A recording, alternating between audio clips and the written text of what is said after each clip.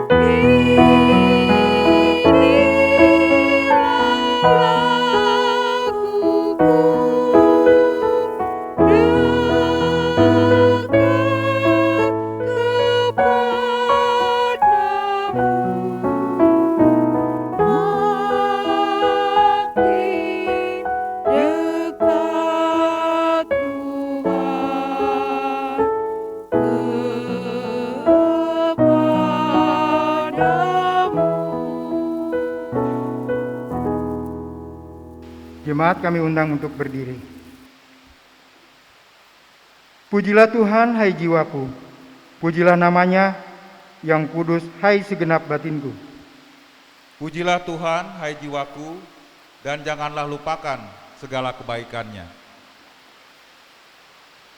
Dia mengampuni segala kesalahanmu, yang menyembuhkan segala penyakitmu.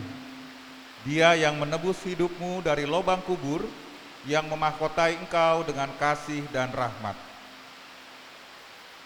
Dia yang memuaskan hasratmu dengan kebaikan, sehingga masa mudamu menjadi baru seperti pada burung Raja Wali.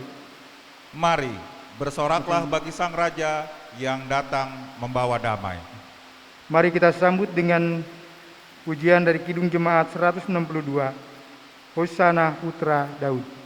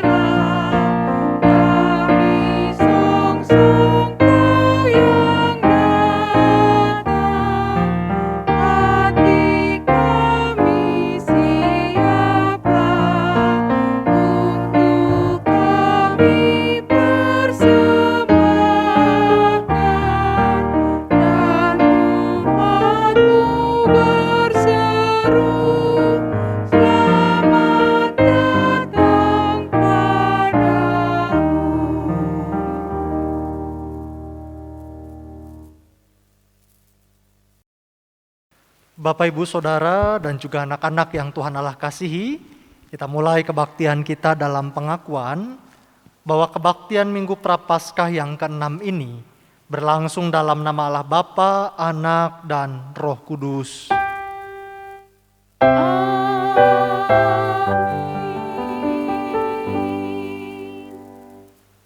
Damai sejahtera dari Allah beserta saudara sekalian.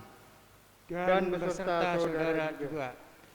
Kebaktian Minggu Prapaskah yang ke-6 ini bertema menyambut Yesus dalam ketaatan dengan nas pembimbing dari Pengkhotbah pasal 4 ayat 17 yang mengatakan demikian. Jagalah langkahmu kalau engkau berjalan ke rumah Allah. Menghampiri untuk mendengar adalah lebih baik daripada mempersembahkan korban yang dilakukan oleh orang-orang bodoh. Karena mereka tidak tahu bahwa mereka berbuat jahat. Amin.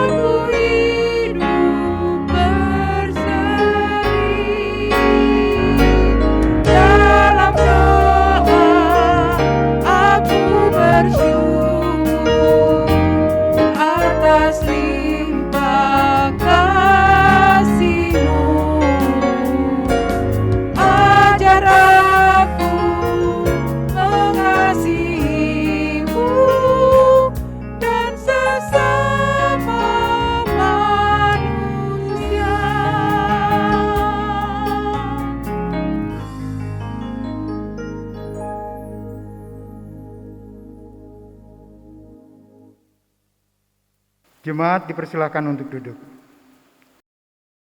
Jika dosa menindas kami, tobatkan hati kami ya Tuhan. Jika benci menutup hati kami, Tobatkan hati kami ya Tuhan. jika rasa sakit mengunjungi hati kami, Tobatkan hati kami ya Tuhan. jika ketidakpedulian mendera kami, Tobatkan hati kami ya Tuhan. jika kematian memusnahkan kami, Tobatkan hati kami ya Tuhan. Jemaat yang terkasih, marilah kita mengaku dosa kita di hadapan Allah. Marilah kita mengambil saat teduh sejenak.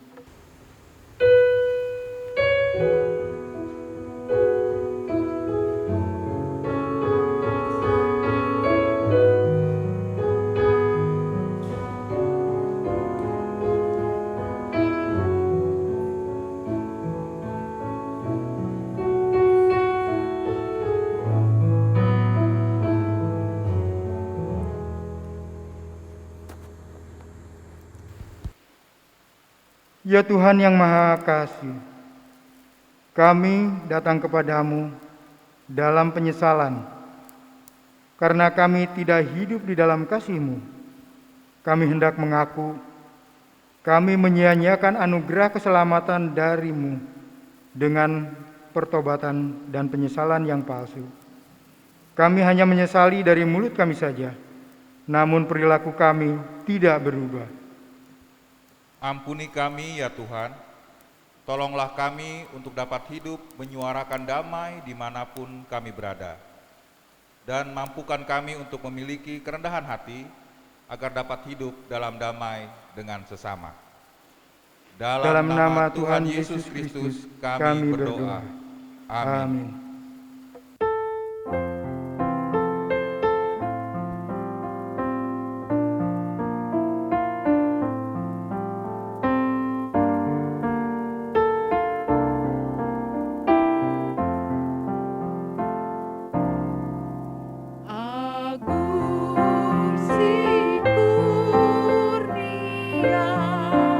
Allah nyalamatkan.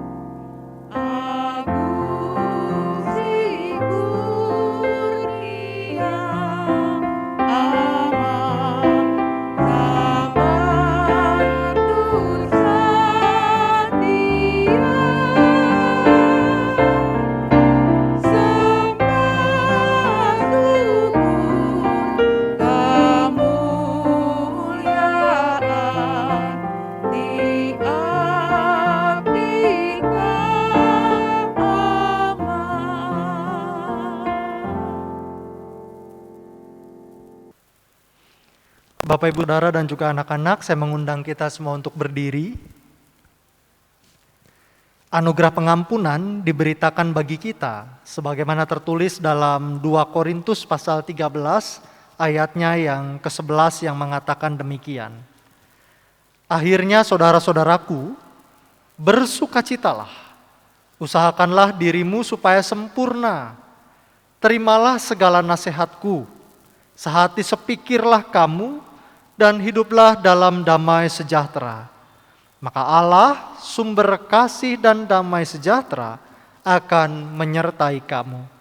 Demikianlah berita anugerah pengampunan bagi kita. Syukur kepada Allah. Marilah memuji firman Tuhan melalui bacaan Mazmur 118 ayat 19 sampai 29 secara bersaut-sautan. Bukakanlah aku pintu gerbang kebenaran.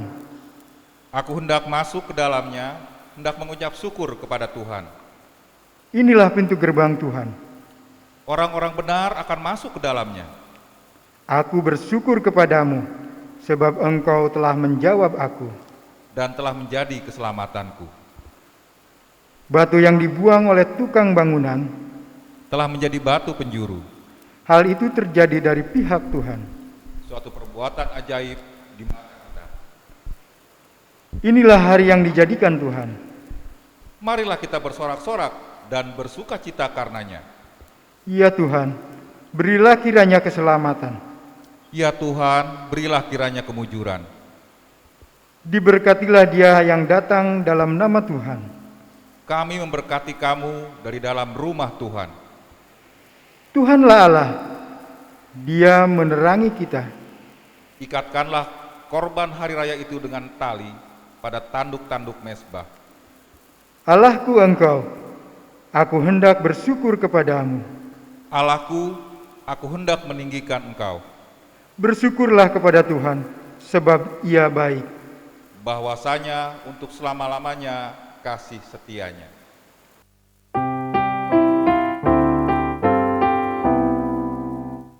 Kemuliaan bagi Bapa, Putra, dan Roh Kudus, seperti semula, kini dan terus, dan kekal selama-lamanya.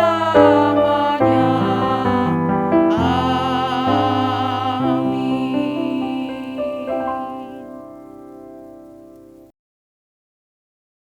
Bapak, Ibu, Saudara, dan juga anak-anak, mari kita bersama menyiapkan diri untuk membaca dan merenungkan firman Tuhan. Dan mari kita mempersiapkan bagian Alkitab kita dari Markus pasal 11, ayat yang pertama sampai dengan ayat yang ke-11. Jika sudah, mari kita bersama menyiapkan diri di dalam doa. Mari kita berdoa. Ya Yesus, pada saat ini kami datang kepadamu memberi diri untuk kembali belajar kebenaran firman-Mu. Kami yang lemah dan terbatas ini, ya Roh Kudus, urapilah kami dengan hikmat, agar kami dimampukan bukan hanya menjadi pendengar, tetapi kami juga boleh menjadi pelaku firman Tuhan. Dalam nama Yesus Kristus berfirmanlah bagi kami. Amin. Bapak, Ibu, Saudara, dan juga anak-anak, Markus pasal 11, ayat yang pertama sampai dengan ayat yang ke-11, firman Tuhan mengatakan kepada kita demikian. Ketika Yesus dan murid-muridnya telah dekat Yerusalem, dekat Betfage dan Betania yang terlekat di Bukit Zaitun, Yesus menyuruh 2 orang muridnya dengan pesan, "Pergilah ke kampung yang di depanmu itu. Pada waktu kamu masuk di situ, kamu akan segera menemukan seekor keledai muda tertambat yang belum pernah ditunggangi orang. Lepaskan keledai itu dan bawalah kemari. Dan jika ada orang mengatakan kepadamu, 'Mengapa kamu lakukan itu?' Jawablah, 'Tuhan memerlukannya. Ia akan segera mengembalikannya ke sini.' Mereka pun pergi dan menemukan seekor keledai muda tertambat di depan pintu di luar, di pinggir jalan, lalu melepaskannya. Dan beberapa orang yang ada di situ berkata kepada mereka, "Apa maksudnya kamu melepaskan keledai itu?" Lalu mereka menjawab seperti yang sudah dikatakan Yesus. Maka orang-orang itu membiarkan mereka. Lalu mereka membawa keledai itu kepada Yesus dan mengalasinya dengan pakaian mereka. Kemudian Yesus naik ke atasnya. Banyak orang yang menghamparkan pakaiannya di jalan. Ada pula yang menyebarkan ranting-ranting hijau yang mereka ambil dari ladang. Orang-orang yang berjalan di depan dan mereka yang mengikuti dari belakang berseru, "Hosana, diberkatilah dia yang datang dalam nama Tuhan. Diberkatilah kerajaan yang datang, kerajaan Bapa kita Daud. Hosana di tempat yang maha tinggi." Sesampainya di Yerusalem, ia masuk ke bait Allah. Di sana ia meninjau semuanya, tetapi sebab hari sudah hampir malam, ia keluar ke Betania bersama dengan ke-12 muridnya. Sampai sedemikian jauh pembacaan Alkitab kita, maka yang berbahagia ialah kita yang tidak hanya sekadar membaca, tetapi yang juga terus melakukannya dalam hidupnya hari lepas hari. Hosiana.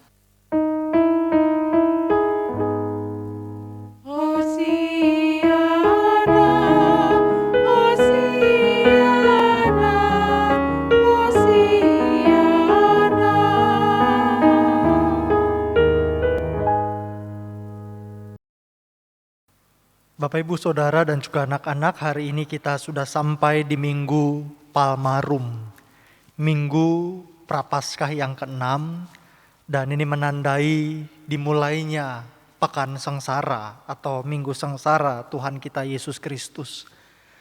Bapak, Ibu, Saudara, dan juga anak-anak, di Minggu Palmarum biasanya kita akan membaca teks yang sama, yaitu bicara tentang cerita Yesus dielu-elukan di Yerusalem.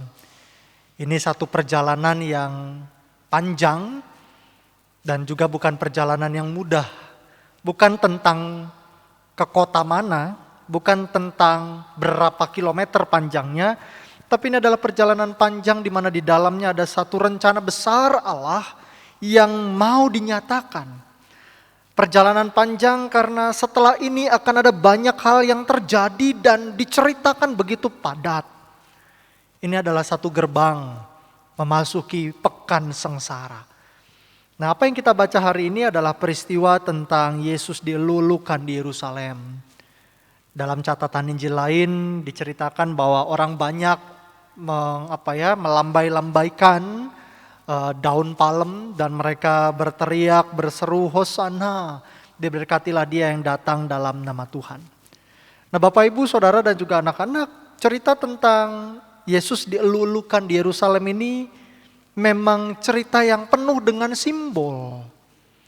Yesus sendiri menceritakan ini dengan sangat syarat dengan simbol. Yesus melakukan banyak simbol. Dari mulai kalau kita baca tadi dikatakan bahwa Yesus datang dari Bukit Zaitun. Ini merujuk pada apa yang kita bisa baca misalkan dalam Zakaria pasal 14. Bahwa ketika Allah mau menyelamatkan dunia ini, Allah memulainya dengan menjejakkan kakinya di Bukit Zaitun. Jadi secara simbolis Yesus mau menunjukkan bahwa kaki Allah sudah berjejak. Dan jejakan pertama kaki Allah ini menandai bahwa setelah ini Allah akan menunjukkan karya yang luar biasa. Sehingga bagi para pembaca Injil Markus maupun juga Injil yang lain, kita bisa langsung menangkap pesan bahwa ya ini memang dimulai satu karya besar yang sangat penting bagaimana Allah mau menyelamatkan dunia ini dan mulai menjejakkan kakinya perdana begitu ya. Langkah pertamanya dimulai dari Bukit Zaitun. Artinya Yesus belum langsung melakukan banyak hal tapi sudah memulainya dengan pesan simbolis yang sangat penting bagi para murid maupun juga bagi orang banyak yang membaca Injil ini. Ada pesan penting. perjalanan keselamatan siap dinyatakan. Simbol berikutnya, kita sudah hafal dengan cerita bahwa Yesus menggunakan keledai, bahkan secara khusus keledai beban yang masih muda, yang belum pernah ditunggangi orang. Ini juga merujuk pada apa yang kita bisa baca misalkan dalam Zakaria pasal 9. Penuh dengan simbol. Kehadiran sang raja damai, kehadiran raja yang adil itu dinyatakan lewat kehadirannya menunggangi keledai muda. Bahkan juga ini membangkitkan satu kenangan, satu ingatan bagaimana Salomo pernah diresmikan, disahkan sebagai raja. Salomo waktu itu juga menggunakan keledai, masuk dalam arak-arakan dan dipuja-puji oleh orang-orang yang mengikutinya. Maka gambaran Markus pasal 11 ayat 1 sampai 11 ini mengingatkan ada banyak peristiwa. Ada banyak simbol yang mau dijelaskan dalam catatan perjalanan ini. Dan semuanya mengarah pada satu hal. Bahwa sang raja itu datang. Dan sang raja itu adalah raja yang adil. Raja yang membawa kedamaian. Semua simbol yang digambarkan dalam peristiwa ini semua mau mengarahkan bahwa inilah rajanya. Raja yang akan datang, raja yang akan membawa keadilan, raja yang akan membawa kedamaian, dan perjalanan sang raja sudah dimulai. Kita bisa mengingat betapa luar biasanya itu. Tapi hari ini secara khusus, saya mau mengajak kita membaca dari sudut pandang yang berbeda. Terutama bagaimana Yesus memberi pesan atau memberi perintah kepada dua orang muridnya untuk mengambil keledai muda itu. Ini satu hal yang menarik yang bisa kita refleksikan secara khusus hari ini. Yesus punya rencana besar. Ada banyak simbol yang ia angkat, ada banyak kenangan yang ia sampaikan lewat narasi perjalanannya ke Yerusalem. Tapi secara khusus ada perintah yang dia berikan kepada dua orang muridnya. Kalau dilihat apakah perintah ini adalah perintah yang penting, bisa jadi iya, tapi juga bisa menjadi perintah yang membingungkan. Apakah perintah ini adalah perintah yang krusial yang sama sekali tidak bisa Yesus lakukan sehingga ia meminta dua orang muridnya melakukan ini? Rasa-rasanya tidak. Yesus bisa lakukan sendiri. Yesus bisa ambil sendiri keledai muda itu. Tapi ia memilih untuk melibatkan dua orang muridnya dalam rencana besarnya. Walaupun dua orang muridnya pun bisa jadi berangkat dalam kebingungan. Walaupun kedua orang muridnya bisa jadi pergi dengan perasaan takut. Bisa jadi kedua orang muridnya pergi dengan perasaan was-was. Karena mereka tidak akan tahu apa yang akan terjadi. Walaupun Yesus sendiri sudah memberikan instruksi-instruksi yang jelas. Bagaimana misalnya kalau nanti akan ada orang yang bertanya dan lain sebagainya. Tapi bisa jadi kedua orang murid ini tetap berada dalam pikiran-pikiran yang takut, yang cemas. Dan keduanya tetap berangkat. Di sini yang bisa kita refleksikan secara khusus di Minggu Palmarum ini. Yang pertama adalah bagaimana Yesus melibatkan murid-muridnya dalam satu rencana besar yang ia mau nyatakan. Bahwa keselamatan yang akan mulai dikerjakannya itu dikerjakannya seorang diri bisa.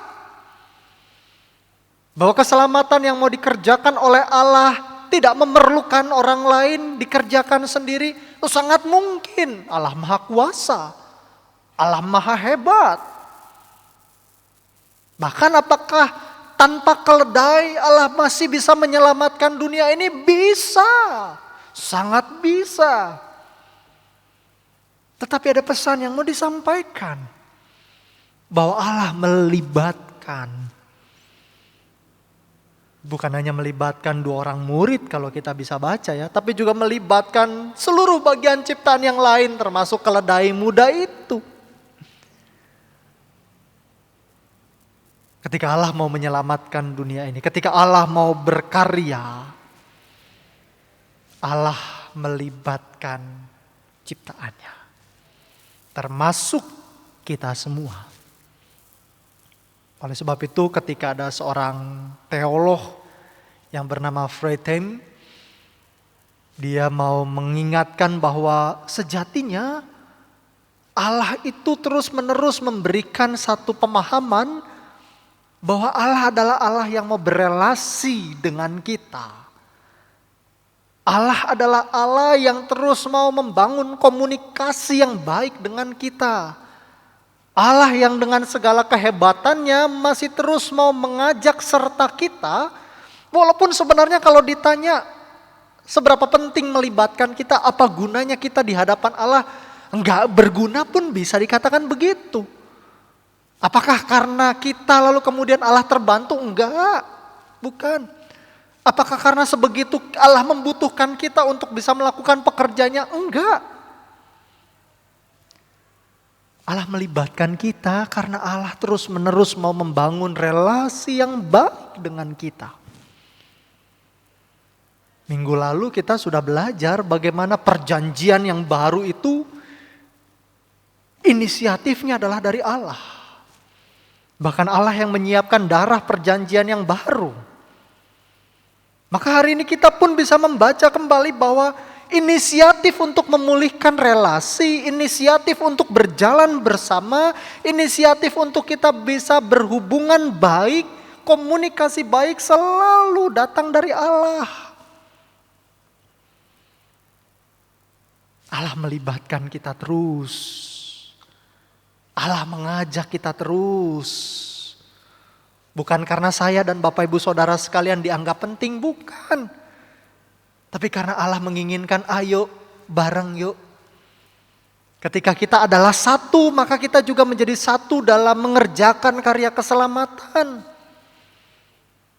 Allah mau mengajak dan melibatkan kita. Walaupun betul ketika Allah melibatkan kita, mungkin kita juga punya banyak pertanyaan. Entah terlontarkan dengan jelas, eksplisit, ataupun masih dalam pertanyaan-pertanyaan yang tersimpan di hati kita. Mungkin kita juga punya pertanyaan-pertanyaan dan kekhawatiran. Apa nanti baik-baik saja? Apa nanti ada kesulitan? Apa nanti semuanya mulus? Apa nanti akan ada tantangan dan lain sebagainya? Kedua murid ini bisa jadi punya pertanyaan itu. Tapi belajar dari 2 murid tadi, ketika 2 murid tadi menunjukkan ketaatan, Tuhan menyiapkan rancangan yang baik. Ketika Allah punya rencana, maka setiap rancangan ataupun rencana Allah tidak pernah menuju pada kebinasaan. Rancangannya adalah rancangan damai sejahtera. Begitu kan ya? Maka ketika kita dilibatkan dalam rencana besar Allah, maka percayalah rencana itu adalah rencana damai sejahtera. Walaupun betul dalam perjalanan mengerjakannya, tantangannya ada. Tapi tetaplah yakin, Yesus sendiri yang akan menuntun dan menolong. Ini bagian yang pertama. Bagaimana Yesus melibatkan dan mau mengajak kita berada dalam ketaatan. Untuk kemudian kita menjadi satu dengan Allah dan mengerjakan apa yang menjadi rencana besar Allah. Ini bagian yang pertama. Bagian yang kedua, secara khusus saya mau mengajak kita melihat lompat pada bagian ayat yang terakhir. Ketika disampaikan dalam ayat yang ke-11, sesampainya di Yerusalem, ia masuk ke bait Allah. Di sana ia meninjau semuanya, tetapi sebab hari sudah hampir malam, ia keluar ke Betania bersama dengan ke-12 muridnya. Sebenarnya kita tidak bisa mendapatkan banyak hal langsung dalam ayat ke-11 ini. Tapi kalau Bapak Ibu, Saudara, anak-anak membaca pada bagian yang lain, maka kita menemukan bait Allah itu ternyata sudah menjadi bait Allah yang dicemari dengan berbagai hal duniawi. Ketika Allah meninjau semuanya, maka sebenarnya kita menemukan, kalau kita baca misalkan lompat ke ayat 15, rumah Tuhan itu sudah dijadikan sebagai sarang penyamun. Rumah doa itu justru dijadikan sebagai tempat untuk menindas sesamanya. Tempat untuk memuaskan hasrat egoisme. Kenapa bisa begitu sih Pak? Ya karena memang pada zaman itu orang-orang kesempatan. Ketika mata uang untuk transaksi pembayaran itu ada lambang kaisar, itu tidak bisa dipergunakan untuk persembahan di bait Allah. Kenapa? Karena kan itu dianggap sebagai memahat patung. Dan itu nggak boleh dalam hukum Taurat kita. Jangan membuat bagimu patung. Sehingga ini kesempatan. Ada orang-orang yang memikirkan bait Allah sebagai tempat cari cuan. Cari untung. Wah bagus kalau begitu. Kita manfaatkan. Biar orang-orang bisa persembahan. Uang transaksi yang di luaran yang nggak boleh. Kita minta saja bayar harga sekian supaya kamu bisa persembahan. Dengan mata uang yang layak untuk masuk ke dalam bait Allah. Dan itu kemudian sudah menjadi bisnis. Bicara tentang persembahan akhirnya jatuhnya kepada bisnis untuk menguntungkan segelintir orang. Memanfaatkan mata uang transaksi harian yang tidak boleh dipakai untuk persembahan ke bait Allah. Ditukar. Makanya Yesus menggulingkan meja penukaran uang kalau misalkan kita baca. Nah apa yang dikatakan dalam ayat yang ke-11 tadi? Sesampainya di Yerusalem ia masuk ke bait Allah. Di sana ia meninjau semuanya, tetapi sebab hari sudah hampir malam, ia keluar ke Betania bersama dengan ke-12 muridnya. Hal yang mau ditekankan, berbanding terbalik dengan yang tadi, bahwa kedua muridnya mau melakukan perintah Tuhan dalam ketaatan, institusi bait Allah menunjukkan kebobrokan. Institusi bait Allah yang seharusnya menjadi rumah doa, rumah ibadah, rumah perjumpaan dengan Tuhan mengalami kebobrokan.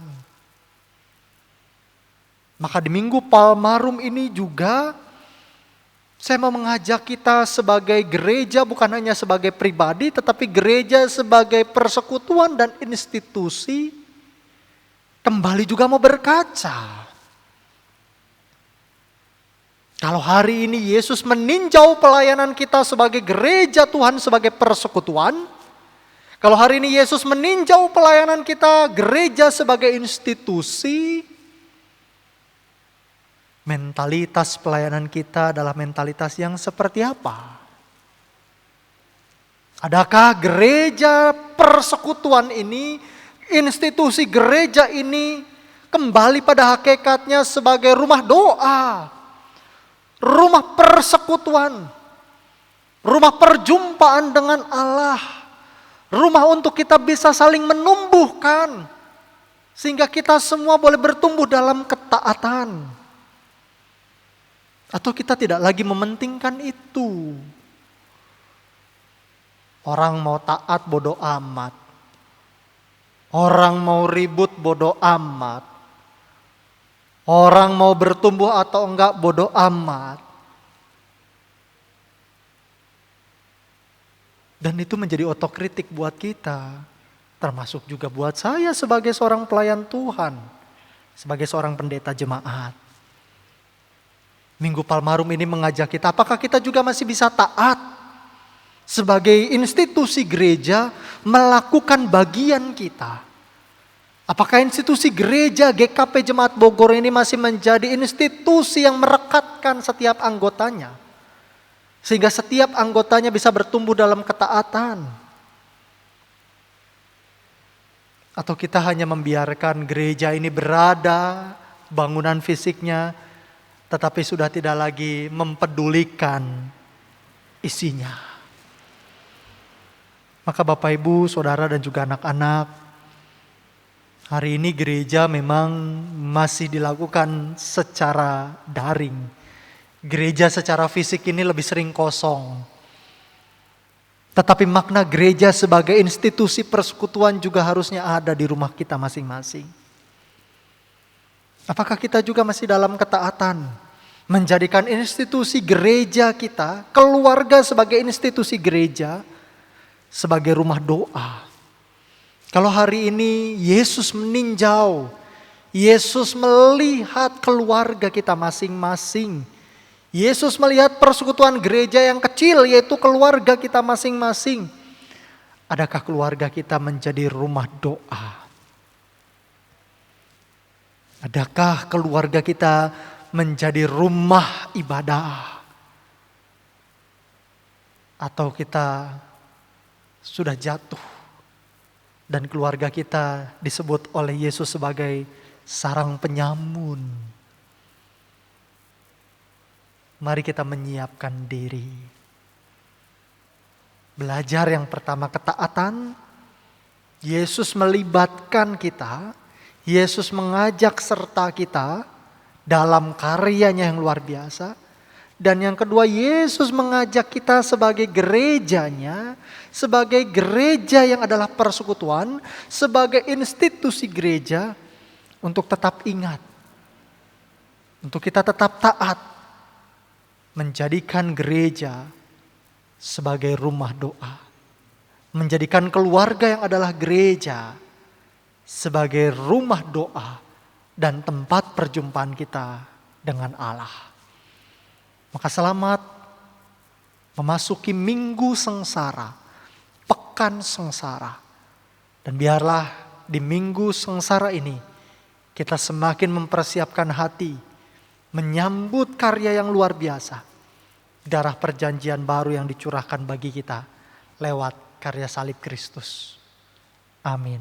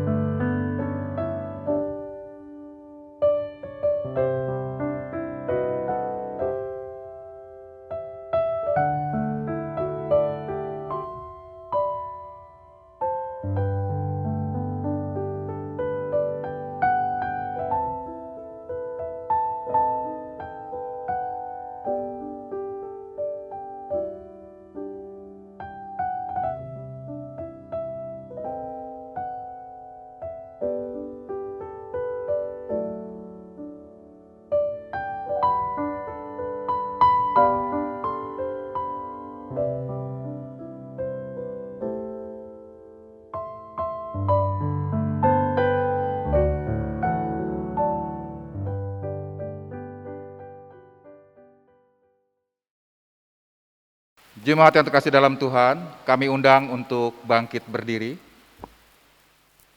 Kita bersama-sama mengucapkan pengakuan iman kita dari segala abad dan tempat. Aku percaya kepada Allah, Bapa yang Maha Kuasa, Khalik langit dan bumi, dan kepada Yesus Kristus, anaknya yang tunggal Tuhan kita, yang dikandung daripada Roh Kudus, lahir dari anak darah Maria, yang menderita sengsara di bawah pemerintahan Pontius Pilatus, disalibkan, mati dan dikuburkan, turun ke dalam kerajaan maut. Pada hari yang ketiga, bangkit pula dari antara orang mati, naik ke sorga, duduk di sebelah kanan Allah Bapa yang Maha Kuasa. Dan dari sana ia akan datang untuk menghakimi orang yang hidup dan yang mati. Aku percaya kepada Roh Kudus, gereja yang kudus dan am, persekutuan orang kudus, pengampunan dosa, kebangkitan orang mati, dan hidup yang kekal. Amin. Bapak, Ibu, Saudara, dan juga anak-anak, mari kita bersama menyampaikan doa syafaat kita yang diakhiri dengan mengucapkan doa Bapa kami bersama-sama. Mari kita berdoa. Tuhan Yesus, di Minggu Palmarum ini kami bersama-sama menyampaikan permohonan syafaat kami. Dalam syafaat ini Tuhan, kami mau berdoa buat saudara-saudara kami dan juga orang tua kami yang sedang berada dalam kelemahan fisik, baik karena sakit maupun karena usia lanjut. Kami berdoa untuk sahabat kami, Ibu Nelly. Kami juga berdoa untuk adik dari Ibu Nelly, yaitu Bapak Edi. Dan kami juga berdoa untuk Ibu Penatua Christina. Tuhan memberkati proses pemulihan saudara-saudara kami ini, baik yang dirawat dengan penanganan secara khusus maupun yang dirawat oleh anggota keluarga kami. Kami juga berdoa ya Tuhan buat rekan-rekan pendeta, sahabat-sahabat kami, orang tua kami, Bapak Pendeta Emeritus Rosi Yohandi, Ibu Pendeta Elsa Tureai, Bapak Pendeta Januar Kristianto, dan juga Ibu Pendeta Rosita. Tuhan berkati teman-teman kami, sahabat kami, rekan-rekan pendeta yang sedang sakit.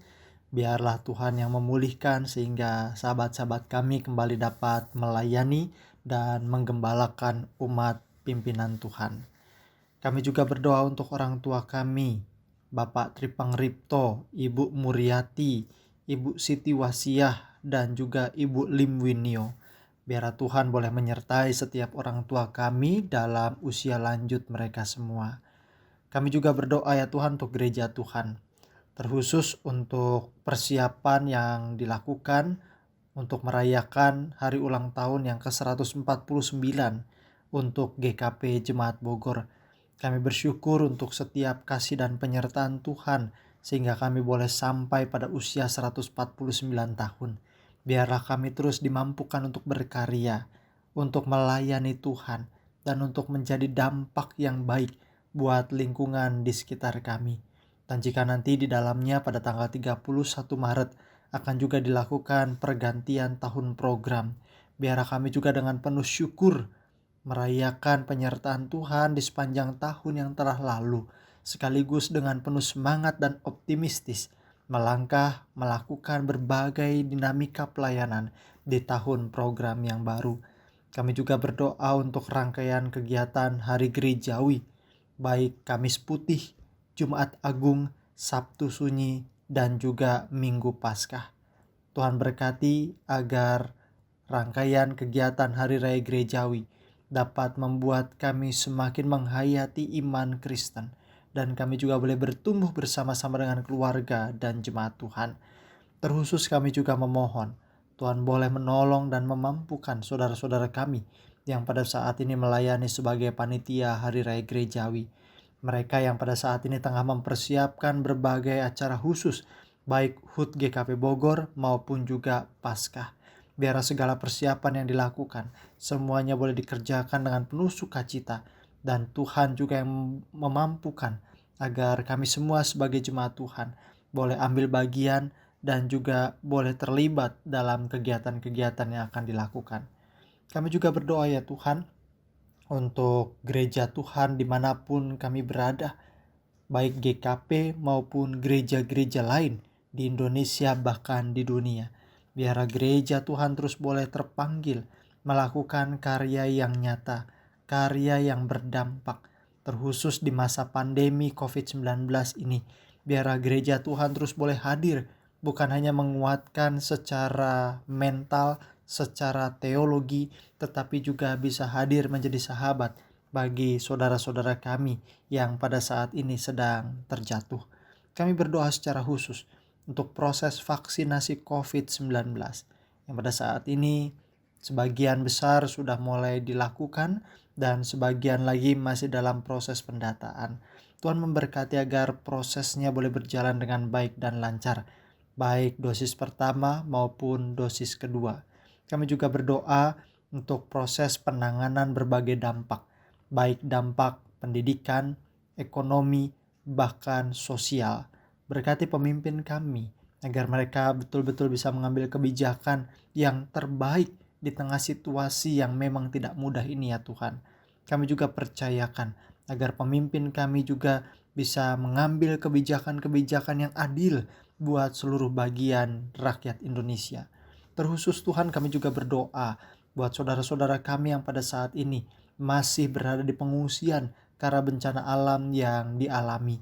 Tuhan berkati agar ketika saudara-saudara kami sedang berjuang untuk bangkit dan pulih, biarlah ada pertolongan Tuhan yang mencukupkan kebutuhan hidup mereka semua. Biarlah pertolongan Tuhan yang memampukan mereka untuk bisa kembali bangkit dan terus memandang hari depan dengan penuh keyakinan bahwa Tuhan beserta. Kami juga berdoa untuk saudara-saudara kami di Myanmar yang pada saat ini merindukan adanya perdamaian. Biarlah Tuhan juga yang menolong agar pemerintahan di Myanmar boleh kembali kondusif, ada pemerintahan yang jelas, yang sah, dan dalam proses menuju perdamaian itu Tuhan juga yang menolong agar tidak ada lagi korban jiwa, tidak ada lagi orang-orang yang harus mati karena pertengkaran ini ya Tuhan. Dan kami percaya Tuhan menolong. Pimpin juga bangsa ini agar bangsa ini tetap berada dalam keadaan yang damai, yang rukun, di mana kami bisa saling menghargai dalam berbagai perbedaan yang ada. Ini doa kami ya Bapa. Kami sampaikan semuanya hanya di dalam nama-Mu Yesus Kristus Tuhan dan Juru Selamat kami, yang telah mengajar kami bersama berdoa demikian. Bapa kami yang di surga, dikuduskanlah nama-Mu. Datanglah kerajaan-Mu, jadilah kehendak-Mu di bumi seperti di surga. Berikanlah kami pada hari ini makanan kami yang secukupnya, dan ampunilah kami akan kesalahan kami, seperti kami juga mengampuni orang yang bersalah kepada kami. Dan janganlah bawa kami ke dalam pencobaan, tetapi lepaskanlah kami dari yang jahat. Karena Engkau yang punya kerajaan dan kuasa dan kemuliaan sampai selama-lamanya. Amin. Jemaat yang terkasih dalam Tuhan, marilah kita memberi persembahan syukur kita dan ingatlah firman Tuhan yang mengatakan, dan segala sesuatu yang kamu lakukan dengan perkataan atau perbuatan, lakukanlah semuanya itu dalam nama Tuhan Yesus, sambil mengucap syukur oleh Dia kepada Allah Bapa kita. Kolose 3 ayat yang ke-17.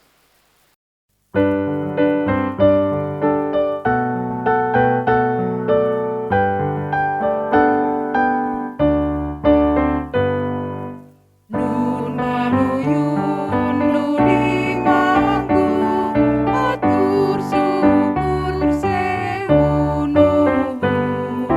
Nun panuyun nuni manggung atur syukur sehun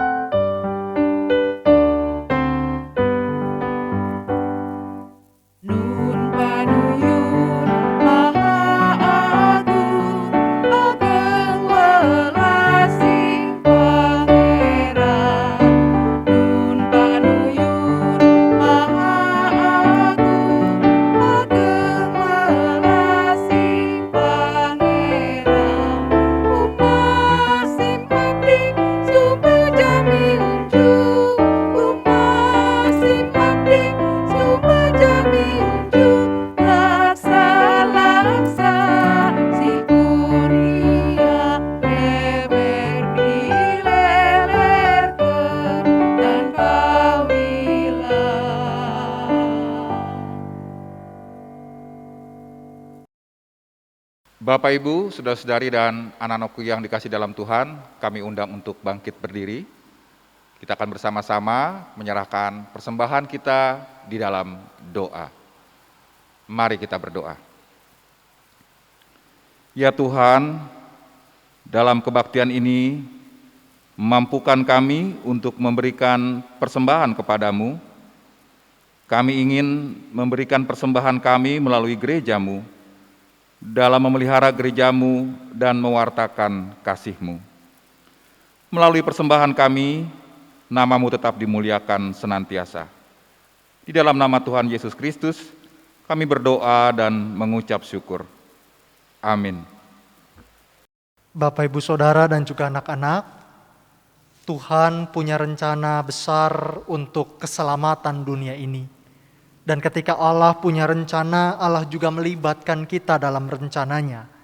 Allah mengajak kita untuk turut serta melakukan apa yang menjadi rencana besarnya dan mengajak kita untuk bisa melakukannya dalam ketaatan.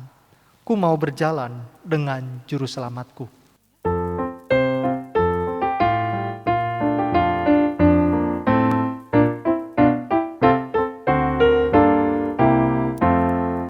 Ku mau berjalan dengan juru selamatku di lembah berbunga dan berair sejuk. Ya kemana juga aku mau mengikutnya, sampai aku tiba di negeri Baka. Ikut, ikut, ikut Tuhan Yesus. Ku tetap mendengar dan mengikutnya. Ikut, ikut, ikut Tuhan Yesus. Ya kemana juga ku mengikutnya.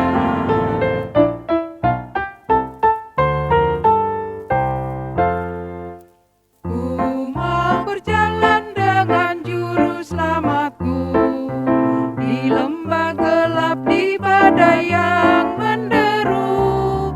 Aku takkan takut di bahaya apapun, bila ku dibimbing tangan Tuhanku. Ikut, ikut, ikut Tuhan Yesus. Ku tetap mendengar dan mengikutnya. Ikut, ikut, ikut Tuhan Yesus. Ya kemana juga ku mengikutnya. Kini terimalah berkat Tuhan. Kasih Allah Bapa dan kasih Tuhan kita Yesus Kristus serta persekutuan dengan Roh Kudus menyertai saudara-saudara dari saat ini sampai selama-lamanya. Amin.